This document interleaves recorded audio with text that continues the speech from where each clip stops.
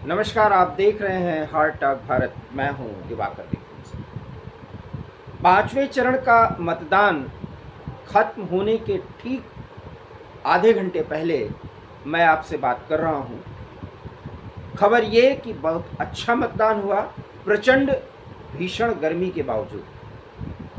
उत्तर प्रदेश, महाराष्ट्र इस फोकस में रहे आज के चुनाव के मतदान के दौरान, और इसमें कुछ नेताओं के ऐसे बयान आए हैं जिससे स्पष्ट हो गया है कि चुनाव का रिजल्ट क्या होने जा रहा है। राजद के नेता तेजस्वी यादव ने आज कहा कि हम 300 सीट पार कर गए। इस तरह का बयान वो पहले भी दिए हैं, लेकिन बात कुछ और कहनी थी, निकल गया कुछ और। शरद पवार ने एक बयान दिया। उन्होंने कहा कि मोदी जी बहुत मेहनत कर रहे हैं, महाराष्ट्र में 50-50 की लड़ाई है। क्योंकि शरद पवार कुछ बोल रहे हैं तो इसके मायने समझिए। और राहुल गांधी आज रायबरेली में अपना वोट डालने से ज़्यादा हर एक बूथ पर जाकर के ये चेक करते रहे कि चुनाव की प्रक्रिया और मतदान की प्रक्रिया सही तरीके से चल रही है या नहीं, और पूरे दिन भर दौड़ते रहे। और इसके पहले उन्होंने हनुमान जी का दर्शन भी किया। बड़ी बात है, भगवान राम का जब प्राण प्रतिष्ठा का कार्यक्रम था मंदिर का, उसमें वो नहीं गए, लेकिन आज रायबरेली में उन्हें भगवान राम के विशेष दूत हनुमान की शरण लेनी पड़ी। प्रियंका गांधी वाड्रा भी पूरी तरीके से मुस्तैद रहीं, और रायबरेली जो नाक की लड़ाई बन गई है, और भारतीय जनता पार्टी ने वहाँ की लड़ाई को इतना नज़दीकी बना दिया है कि कुछ भी नहीं कहा जा सकता कि राहुल गांधी की स्थिति रायबरेली में क्या होने जा रही है। लेकिन इन नेताओं के बयानों के संदर्भ में जहाँ तक राजनीतिक आकलन मैं कर पाता हूँ और अभी तक किया है, तो वो बातें सही हुई हैं। उस आधार पर मैं कह सकता हूँ कि तेजस्वी यादव ने जो 300 सीट पार करने का इंडिया अलायंस का आज दावा कर दिया, मतलब और मायने साफ हैं कि आज एनडीए अलायंस मोदी के नेतृत्व में 300 सीट पर पहुंच गया है। मैं पार करने की बात नहीं कर रहा हूं, क्योंकि अभी 2 चरण बाकी हैं, और 2 चरण में सिर्फ और सिर्फ एनडीए अर्थात मोदी की ही आधी रहेगी।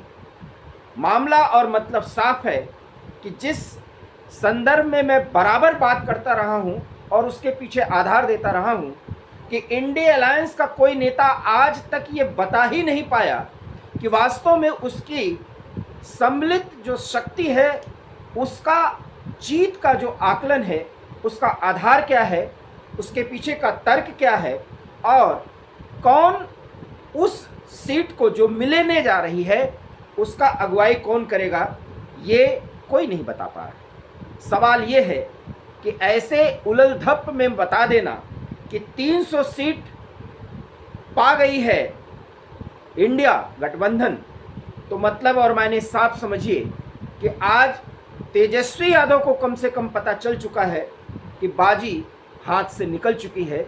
शरद पवार को पता चल चुका है बाजी हाथ से निकल चुकी है, और अब आज के चरण सहित अगले 2 चरण जो बाकी हैं उसमें सिर्फ एडिशन होना है, कोई घटाव की गुंजाइश रह ही नहीं गई। इसलिए 4 जून के शाम तक, जब आज अभी मैं बात जिस समय आपसे कर रहा हूँ, उस समय तक स्थिति होगी कि प्रधानमंत्री नरेंद्र मोदी तीसरी बार शपथ कब लेंगे, और हो सकता है कि अब से कुछ ही देर बाद 4 जून के दिन प्रधानमंत्री नरेंद्र मोदी भारतीय जनता पार्टी के राष्ट्रीय कार्यालय से एक राष्ट्र को संबोधित करें, और उस संबोधन में बड़े भावपूर्ण अंदाज में देश को आगे ले जाने की बात कहें।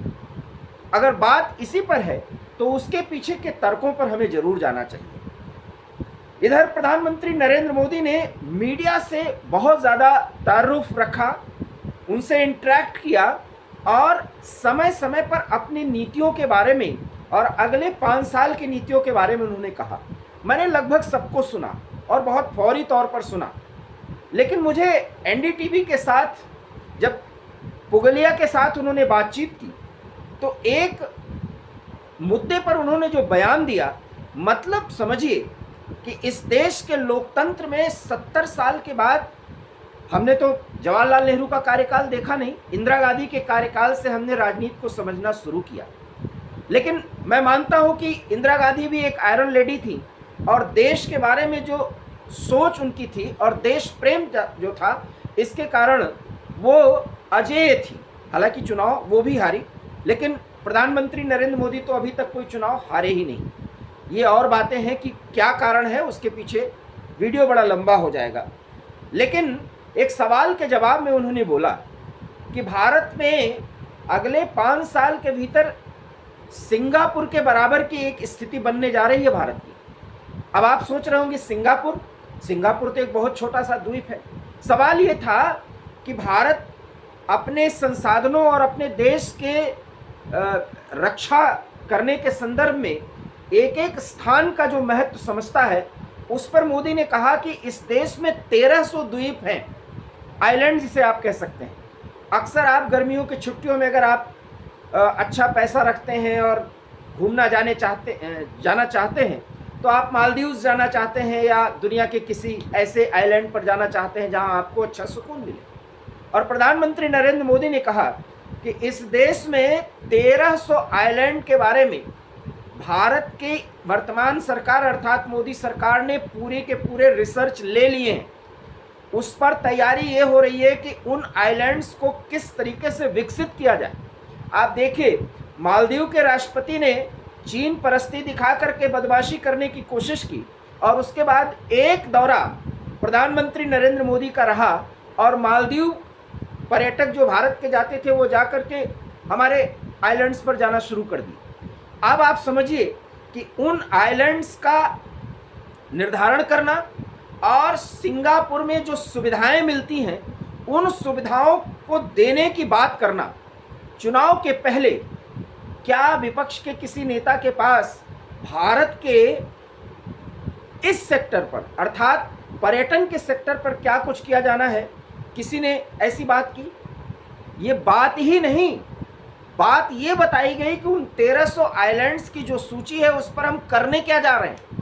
मुझे ये बात बहुत अच्छी लगी क्योंकि मेरा अपना मानना है कि भारत की मजबूती और भारत की ताकत समुद्री सीमाओं की सुरक्षा और उसका दोहन और साथ ही साथ हिमालयी क्षेत्र में एक ऐसी व्यवस्था जिसमें जो अंतिम गांव माना जाता था वो प्रथम गांव मान लिया जाए और उसका इतना विकास और वहां पर आवाजाही की सुविधा इतनी अच्छी हो जाए कि वहां के लोग पूरे देश से कनेक्ट हों और देश के अन्य भागों से लोग उस जगह पर जाएं। आप सोचिए, जो 2047 का विज़न जिसकी नींव इन 5 सालों में मजबूत करनी है, प्रधानमंत्री नरेंद्र मोदी ने उन सब का उद्घाटन कर दिया। ये होती है आगे की प्लानिंग पर किसी ऐसे राजनेता का दृष्टिकोण जिसको इस देश की जनता चुनना चाह रही। और इसीलिए मेरा इन सारे अन्य आकलन से और विश्लेषण से एक अलग नज़रिया रहता है कि भारत के लोकतंत्र में 75 साल में इस देश की जनता के जनमानस को जिस तरीके से राजनीतिक दलों ने आकलन करने की कोशिश की है, उससे ये जनता कितनी आगे जा चुकी है, इसका आकलन आपको 4 जून को शाम को 5 बजे तक पता चल जाएगा। और इसके पीछे का आधार यही है कि जितना कुछ नैरेटिव बनाने की कोशिश की जाए कि वोटिंग परसेंटेज कम रहा, हालांकि इसमें को मैंने कई वीडियोस में बताया है कि 1984 में जब 415 का रिकॉर्ड राजीव गांधी ने बनाया था तो 65 से 68% के अंदर ही मतदान हुआ था। और तब राजीव गांधी ने इंदिरा गांधी की, जो एक महान नेता है, मुझे कहने में कोई शक नहीं और उसमें कोई कोताही नहीं करना चाहिए, उनकी सिंपैथी की लहर थी और राजीव गांधी ने वो चुनाव जीता था। इस बार प्रो इनकम्बेंसी के आधार पर, प्रो इनकम्बेंसी शब्द का इस्तेमाल कर रहा हूँ, इस देश की जनता प्रधानमंत्री नरेंद्र मोदी के हाथ में इसलिए प्रचंड बहुमत देने जा रही है क्योंकि देश की जनता की चाहत ही कुछ और है। और शायद जब राजनीतिक आकलन हम करने बैठ जाते हैं तब हम जाति, धर्म और कुछ ऐसे मुद्दों के आधार पर इसका आकलन करते हैं, लेकिन 10 सालों में जो कहा है वो करने का प्रयास किया है या कर डाला है, इस बात ने इस देश की जनता को इतना अट्रैक्ट कर दिया है कि मोदी के विकल्प पर वो सोचने को तैयार ही नहीं। अब आप सवाल जरूर करना चाहेंगे कि आखिर में ऐसा होता तब तो मोदी 70% पार होते। जी नहीं, लोकतंत्र के मायने ही यही हैं कि अगर मोदी 47 से 48%, मोदी का मतलब मैं एनडीए की बात करता हूं, मैं भारतीय जनता पार्टी, मैं वही कह रहा हूं कि मैं एक व्यक्ति के रूप में जो इस समय एनडीए का चेहरा है उसके संदर्भ में मैं बात करता हूं, तो उसके विकल्प के बारे में जनता सोच ही नहीं पाती। अगर वो सोचना भी चाहती है तो फिर उसके बाद आगे वो नहीं बोल पाती। और यही वो वैक्यूम है जो एनडीए गठबंधन के वजूद में आने के बाद भरा ही नहीं जा सका। कभी नीतीश कुमार भरने की कोशिश करते रहे, लेकिन अंत में पस्त होकर के मोदी की शरण उनको लेनी पड़ी। सवाल तो यही है कि आखिर में इतना अजय मोदी को क्या इस देश की जनता ने बनाया? जी नहीं, इस देश के उन राजनीतिक दलों के नेताओं ने बनाया जिनकी सीमा ही सोच ही इतनी रही कि उनको वोट लेना है और किस किस जाति, धर्म और कुछ ऐसे मुद्दों के आधार पर जिसमें आरक्षण भी है, उन मुद्दों के आधार पर वो कहां कहां डिवीजन कर सकते थे, ऐसा राज्यवार सोचा गया। लेकिन यकीन मानिए, बिहार जैसे और उत्तर प्रदेश जैसे राज्य में प्रो इनकम्बेंसी के आधार पर वोट पड़ने जा रहा है और वोट पड़ रहा है। और आपको ये दिखेगा कि अगर उत्तर प्रदेश और बिहार में एक ऐसी स्थिति बनी है जिसमें मोदी के प्रचंड लहर के कारण सीटों का जो अनुमान है उससे अधिक मिला है, तो इसके पीछे का कारण और सिर्फ इतना है कि इस देश की जनता की चाहत कुछ और है, और वो ही मोदी के सामने सबसे बड़ी चुनौती।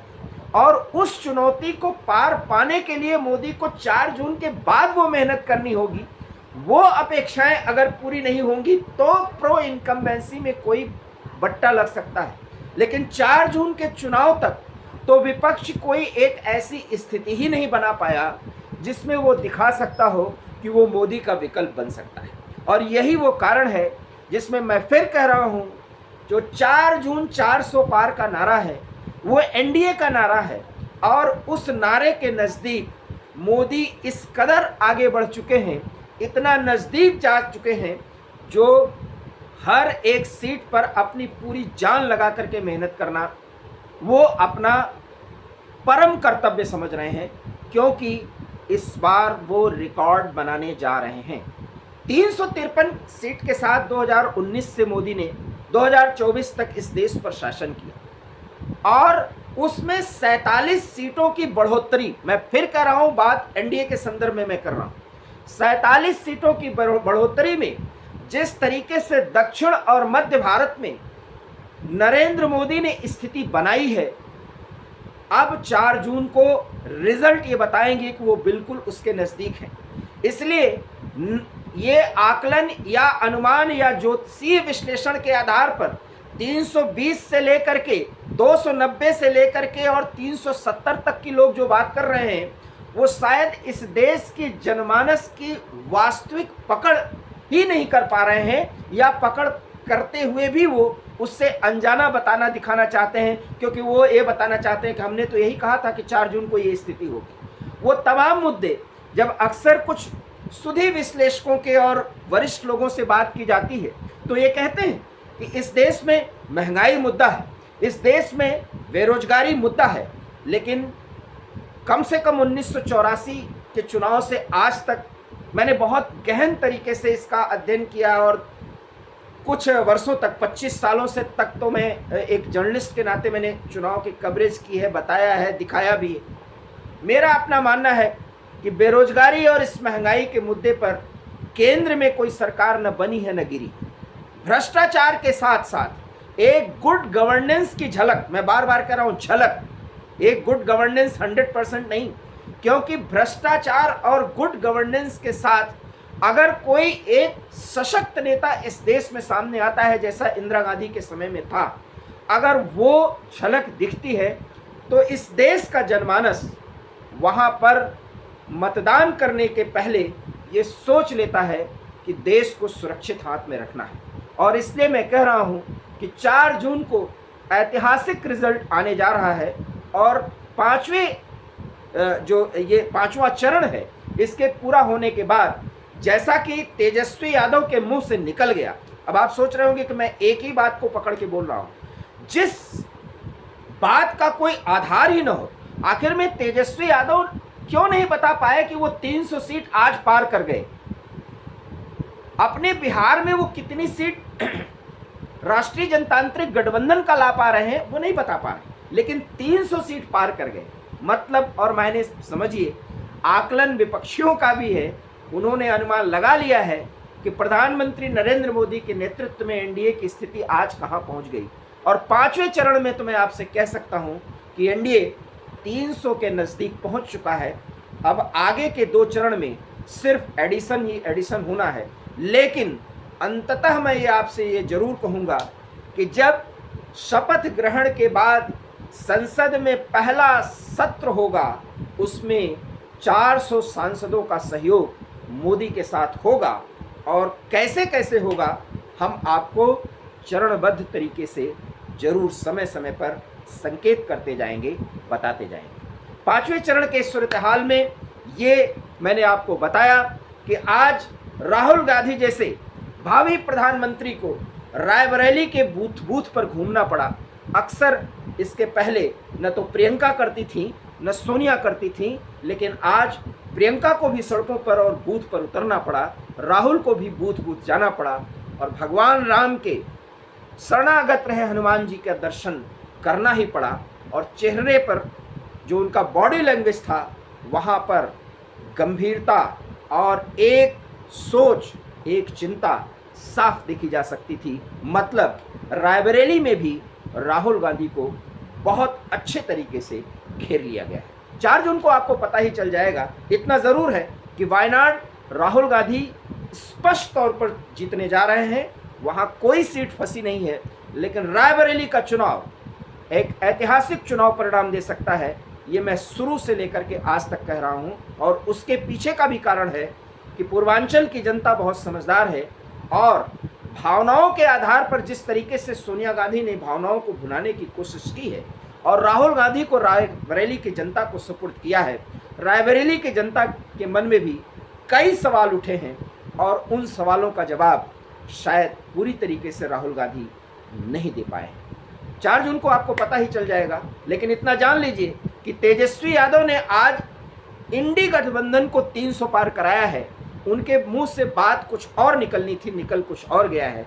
300 सीटों पर आज एनडीए गठबंधन प्रधानमंत्री नरेंद्र मोदी के नेतृत्व में पहुंच चुका है। ये हमारा आकलन है। आप हमारे इस आकलन से सहमत हैं तो प्लीज़ वीडियो को लाइक करिए, शेयर कीजिए और हमारे चैनल हार्ट टॉक भारत को सब्सक्राइब करिए। बहुत बहुत धन्यवाद। नमस्कार।